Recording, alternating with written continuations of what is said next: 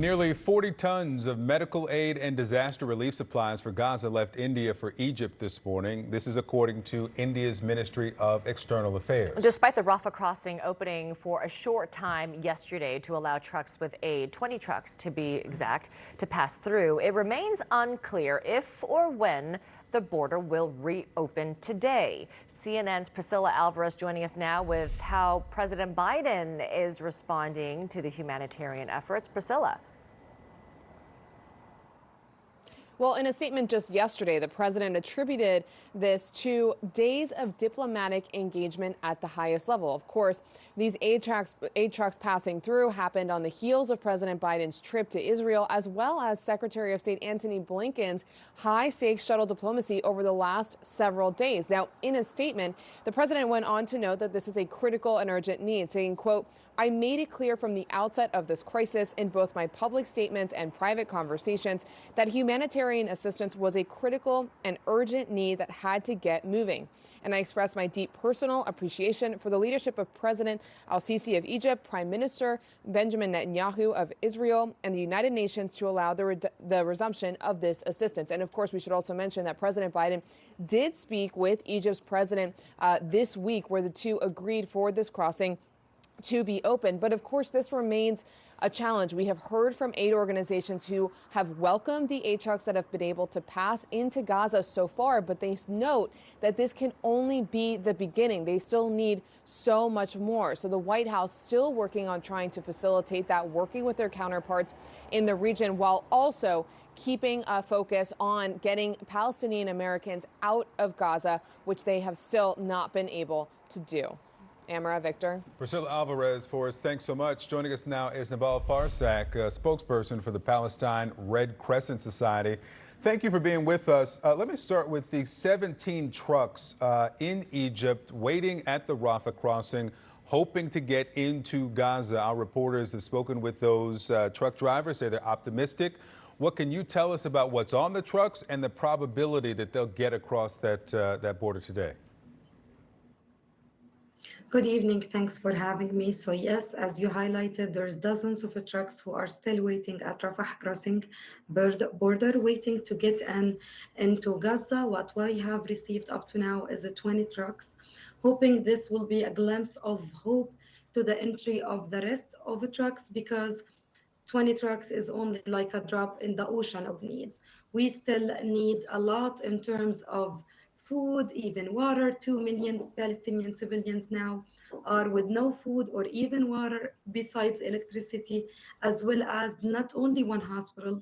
All hospitals in Gaza are witnessing a collapse status, having shortages in medicine, medical supplies, as well as running out of fuel.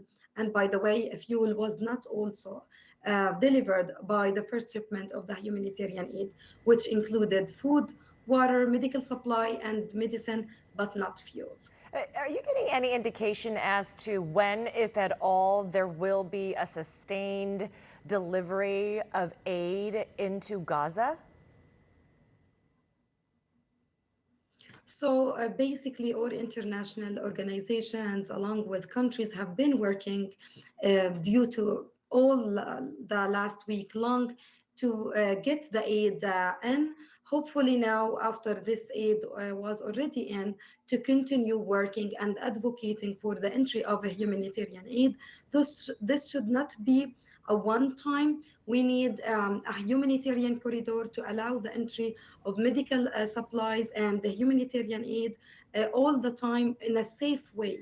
To guarantee to fulfill the needs of the humanitarian situation now in Gaza, because the humanitarian situation is literally catastrophic, whether in terms of extreme shortages of food and water, or even hospitals who are now running out of fuel. And without fuel, simply all hospitals can't operate. And cutting electricity means killing thousands of Palestinian civilians who were injured and now inside the hospitals. So all of the aid does not include fuel. That's why we still count on the international community to keep advocating for the entry of a humanitarian aid, not only from Rafah crossing border, but from all borders controlled from the Israelis, because Israel, as an occupying power, has a responsibility to ensure to provide the essential needs for civilians in Gaza, as well as hospitals who are implementing their healthcare worker services, and this should be not continued. Healthcare facilities and hospitals, Yeah. along with civilians, should not pay the price and should be protected and respected according to the IHL. That the Israelis' concern is that the fuel, if it gets in, will make it to Hamas. Let me ask you about the latest leaflets dropped by IDF. And the Israelis contest this CNN translation, but it is that if Palestinians do not move south, they may be seen partners of the terrorists. What can you tell us about your organization's ability to provide aid to northern Gaza if the order from the IDF is to move south? We know that there are still many thousands of Palestinians who are in northern Gaza. Yeah, let me clarify something. In the targeted area where Israel threatened to be evacuated, around 1,200,000 Palestinians who are live in the Gaza and the north.